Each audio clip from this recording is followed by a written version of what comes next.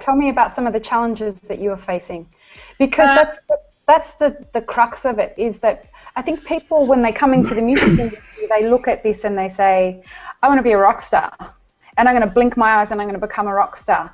And what they don't realize, there is no such thing as overnight success, and there are challenges that you face, but that doesn't mean that you're going to fail.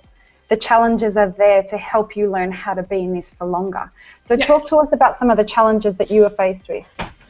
Well, I think for us that there was always this like a practical challenge, that how can we get all this work done and go on tour and be the flagship band of the label that, you know, for a while was the one that sold the most records, but also do a good job for the other bands on the label. There wasn't enough hours in the day. Plus, when you're 20 to 25 and you're really excited and ambitious about things and you want to learn all sorts of new skills, it's hard to delegate. And I have a sense other people can contribute to this conversation about us. I think we had a hard time finding people to help us with the work that we, you know, could hand off certain pieces of the work to. We can talk about delegation. And Ali was laughing there. It sounds like you know a little bit about that, Ali. The issue of delegation, absolutely.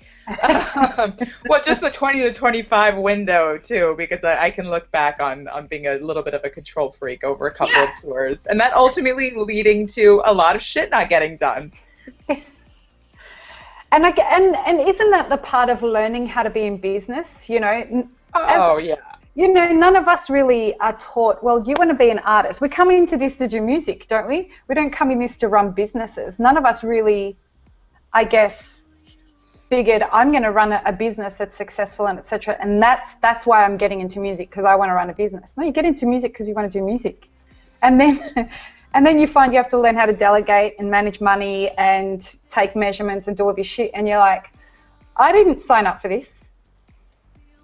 You know, so go on, Kristen, about the whole challenges thing and the delegation thing, and you're really hitting some chords there with me. Yeah, I mean, it was that delegation plus just sort of the added layer of not a lot of sort of fiscal resources to go like, oh, let's just hire some people. You know, there wasn't a whole lot of money to be, you know, just hiring people to flesh out our team. Luckily, we had a really great booking agent. We had help with distribution in Europe and all these things that were super important for the structure of us to like keep things running.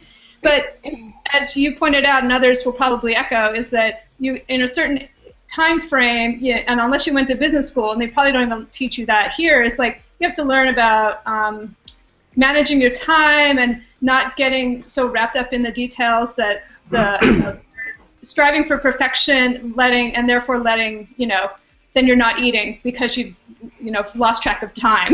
You know, like there's a balance that we all learn by doing it, and I think at certain points, if musicians are thinking about success in these terms, I think it's important to have some like big goals and also manageable goals. Like, you know, I'm going to do 20 shows before, you know, September 1st or something, so that you have things you can achieve that are manageable, and then some really big ones that maybe are pie in the sky, but don't go for the big one first, because you will find yourself, you know, exhausted and unsure of what you're doing.